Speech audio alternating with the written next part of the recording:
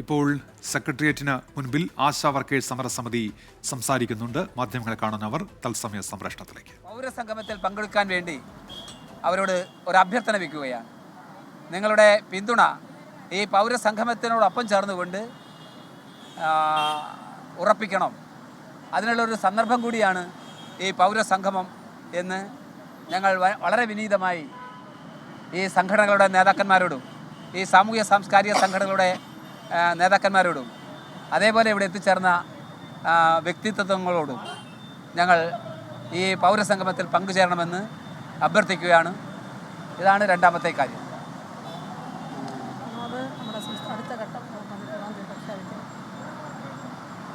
ഈ പൗര സംഗമത്തിന് ശേഷം സമരം വളരെയധികം ശക്തമായി തന്നെ മുമ്പോട്ട് പോകും.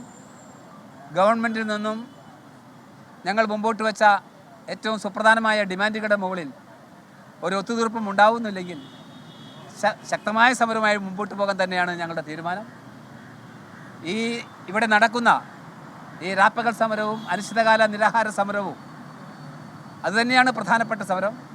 ആ സമരത്തോടൊപ്പം പുതിയ സമര രീതികൾ എന്ത് കൈക്കൊള്ളുമെന്നത് ഞങ്ങൾ 13-ാം തീയതി 12 കഴിഞ്ഞ് 13-ാം തീയതി ഞങ്ങളുടെ യൂണിയൻ്റെ സംസ്ഥാന കമ്മിറ്റി മീറ്റിംഗ് വിപുലമായി ചേരുന്നുണ്ട് തിരുവനന്തപുരത്ത്.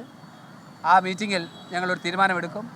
ആ തീരുമാനം 13 തന്നെ നിങ്ങളെ അറിയിക്കുന്നതായിരിക്കും. അതിൻ്റെ അടുത്ത ഘട്ടം എന്തായിരിക്കുമെന്നത്. എന്തായാലും ഈ സമരത്തോട്